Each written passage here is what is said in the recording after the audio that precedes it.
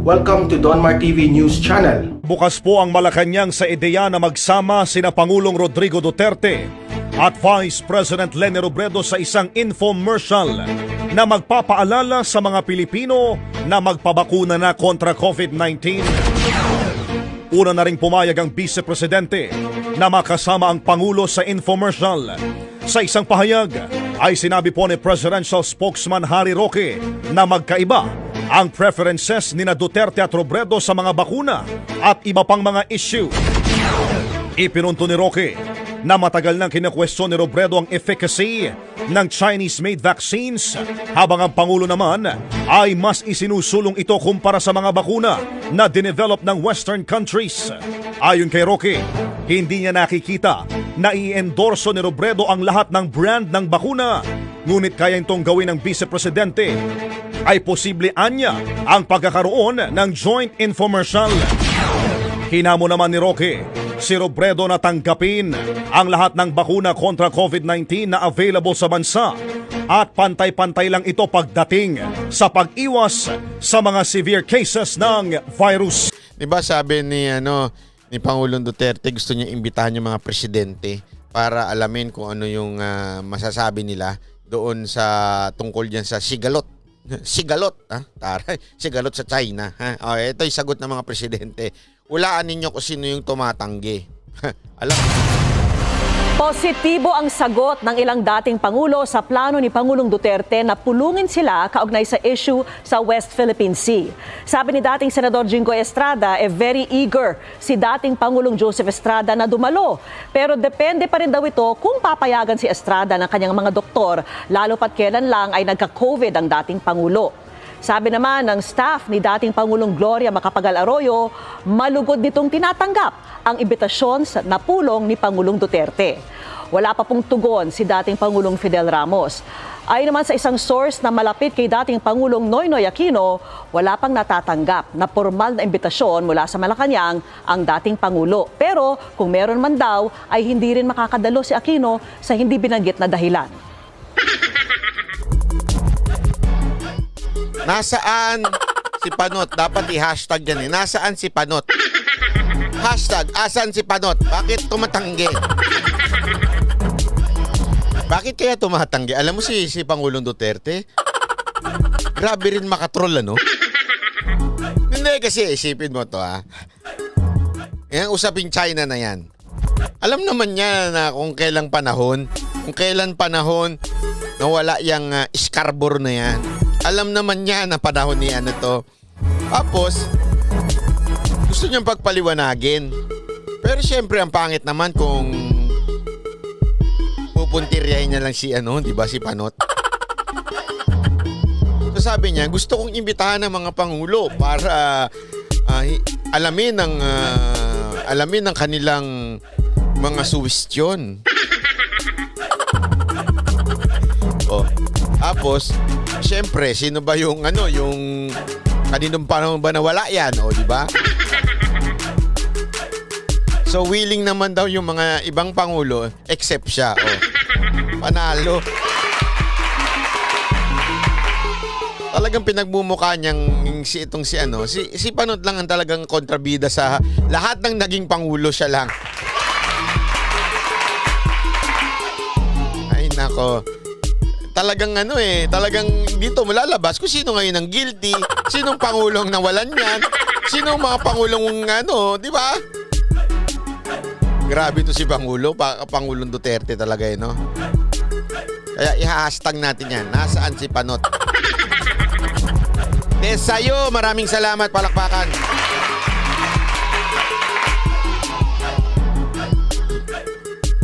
Isipin mo, wala man lang sinabi kung kung bakit hindi siya attend, 'di ba?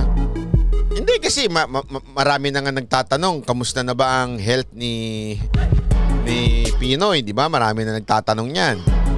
Kasi alam naman natin yung huli niyang labas, talagang konti na lang eh. So, pangalawa, aside from that, gustong malaman anong isasagot mo sa tanong na bakit kayo umatras nun. O, di ba? Ngayon, asan na? Ang sagot, hindi makakapunta. Basta hindi makakapunta. Ganun lang.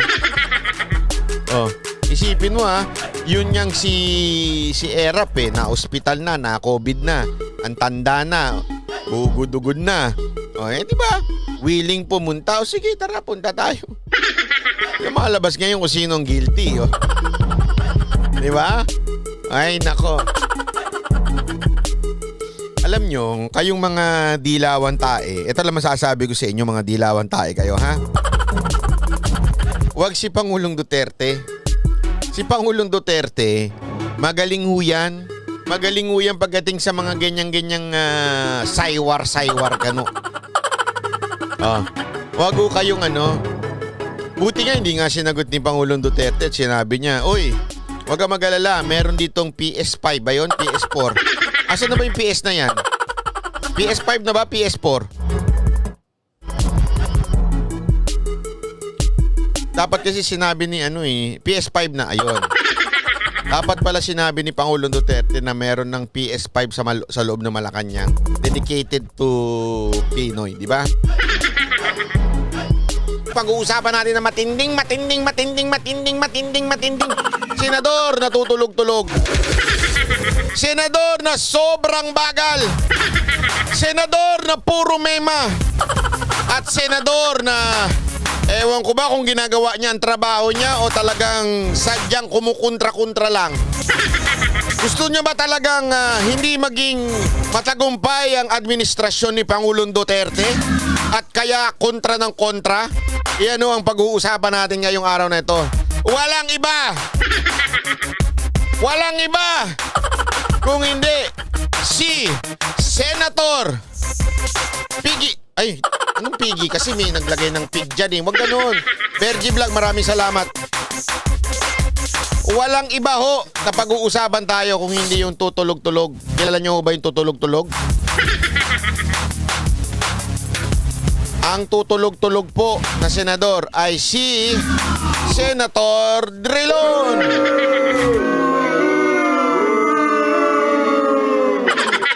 Kanina ho, medyo may konting awayan, banatan, may girian ng konti sa Senado. Kasi bantakin mo ba naman? Ang ganda ng pinapasang batas ni Senator Bongo. Itong batas na ito, walang halong politika ito. Bakit to? Ito tungkol sa mga ospital. Ospital at health. Yan ay napaka number 1 na ho. Number 1 na problema na ho ng bayan natin. Bakit to? We are in a state of pandemic. Hindi ho ata naintindihan ni Drilon ng salitang pandemya. Hindi ho ata naintindihan ni Drilon dahil siguro baka lang naman Baka lang napadami ng melatonin. Kaya ganun katulog-tulog lagi, di ba? Mantakin mo ba naman ang mga batas na nais ipasa ni Senator Bongoy, pagparamihin ang mga ospital, bed, gawin na tulungan ng national government. Mamaya papaliwanag natin yan. Pero bago yan, panoorin muna natin itong news patungkol dyan, Panoorin natin. Nagkairingan sina Senador Bongo at Franklin Drilon sa sesyon ng Senado. Gusto kasi ni Go na pigilan na ang interpellation para sa kanyang panukalang obligahin ang national government na pondohan ang ilang provincial hospital. Tutol po rito si Drilon. Mahalagaan niyang mabusisi ang paksa, bagay na sinang-ayunan naman ng iba pang senador. Pero giit ni Go, hindi na kaya ng mga LGU ang gastos sa pagpapatayo ng mga ospital, kaya dapat tumulong na ang national government. Binanggit ni Drilon ang Mandanas ruling ng Supreme Court kung saan dapat daw nakunin ang internal revenue allotment ng mga LGU sa lahat ng revenue na nakolekta ng BIR at Customs. Sa huli, nagkasundo ang mga senador na ipagpatuloy na lang ang pagtalakay sa paksa sa susunod na linggo. Andiyan na po yung bills na aprobado na po ng lower house. Nasa kamay na po natin dito sa Senado. Bakit pa natin papatagalin pa, Mr. President? paikot-ikot lang po usapan dito, Mr. President. Di naman po siguro, alam naman po ng Pilipino yan na paikot-ikot lang tayo dito. Sinasadya lang po nating patagalin. If the good sponsor can answer the questions in a more precise term without asking for suspension, baka mapabilis tayo. But I resent and I take strong exception to the statement na pinapatagal ko ito. Ayan. Alam mo, Senator Bongo, meron ako lang isang suggestion sa'yo. Next time po, pagka magpapasa kayo ng bill, habaan nyo ho yung speech ninyo. Bakit to? Para pag mahaba yung speech ninyo, tulog naman na kagad yan. Pag nakatulog na, tsaka nyo natapusin yung speech nyo. Okay, go na. Diba? Kasi baka katulog naman yan. Hindi, biro lang ho. Anyway, ano ba yung batas na yon na pinapasa? Para naman maintindihan natin, okay? Ito, ibabasahin ko sa inyo yung batas na mga pinapasa ng ni Senator Bongo, okay? Ano lang naman? Ilan lang ba ito? 1, 2, 3, 4, 5, 6, 7, 8, 9, 10. O 10, 11, 12, 13, 14, 15. 15 lang naman na batas patungkol sa health. Patungkol sa ospital. House Bill 2582, increasing the bed capacity of lying in clinic in Rizal, Palawan. House Bill 6498, increasing the bed capacity of Naguilian District Hospital in La Union. House Bill 6729, increasing the bed capacity of Rosario District Hospital in Rosario, La Union. House Bill 6727, increasing the bed capacity of Sinait Hospital in Ilocos Sur. House Bill 6731, establishing the Bacolod City General Hospital. House Bill 6728, increasing the bed capacity of East Avenue. House Bill 6730, increasing the bed capacity of the Mayor Hilarion A. Ramiro Senior Medical Center in Misamis Occidental. Number 8, converting the Schistosomatiasis Control and Research Hospital in Palo Leyte into the Governor Benjamin blah blah blah and increase its bed capacity. House Bill 6972, renaming the Eastern Visayas Regional Medical into Eastern Visayas Medical Center and increasing its bed capacity. House Bill 6753, converting na Medina Extension Hospital Medina Misamis Oriental into a general hospital. Ito naman yung for renationalization. Ibig sabihin po nito, kasi para mapadami yung mga o mapaganda yung ospital, ang nasa natin ngayon, LGU ho, ang mga ngasiwa. Ang problema, hindi ho sapat ang pondo ng LGU. Kaya ang sabi ni Senator Bongo, dapat tulungan na ng national government. Dapat pumasok ng national government at tulungan na ng national government yung mga ospital na kulang ang facilities at mga beds. Yan ang sinasabi ni Senator Bongo. House Bill 7322, upgrading the Lanao del Norte Provincial Hospital into the Lanao del Norte Regional Medical Center. House Bill 6849, upgrading the Benguet General Hospital. Anak ng tutsa, oo. Ay, hindi pa pala hindi lang 12. House Bill 6850, establishing Eastern Pangasinan Regional Medical and Trauma Center. House Bill 7321, establishing Davao Occidental General Hospital. House Bill 5870, establishing Neptali Gonzales Hospital. In total, 15 local hospital bills. Ibig sabihin daw nito, 2, renationalization, 3, establishing, 10, upgrading. Isipin mo, ang dami niyan. Bakit ba napaka-importante yan? Alam mo, ang puso kasi ni Senator Bongo, since taga Mindanao siya, alam niya kung gaano kahirap yung mga ospital sa probinsya. Diba? Yan nga yung lagi nating isinasama sa panawagan natin pagdating sa federalism. Kasi yung ospital dito sa Metro Manila, magaganda. Pero pagdating sa probinsya, medyo kulang. Bakit? Hindi naman natin masising gobyerno. Bakit? Ayon sa batas, LGU lang ang pwedeng gumastos at mag-ayos-ayos niyan. Kasi nga, ito ang problema. What if lang, hindi naman lahat ng probinsya ay mayaman. I mean, may mga probinsya na hindi ganun kataas ang mga tax na nakukuha.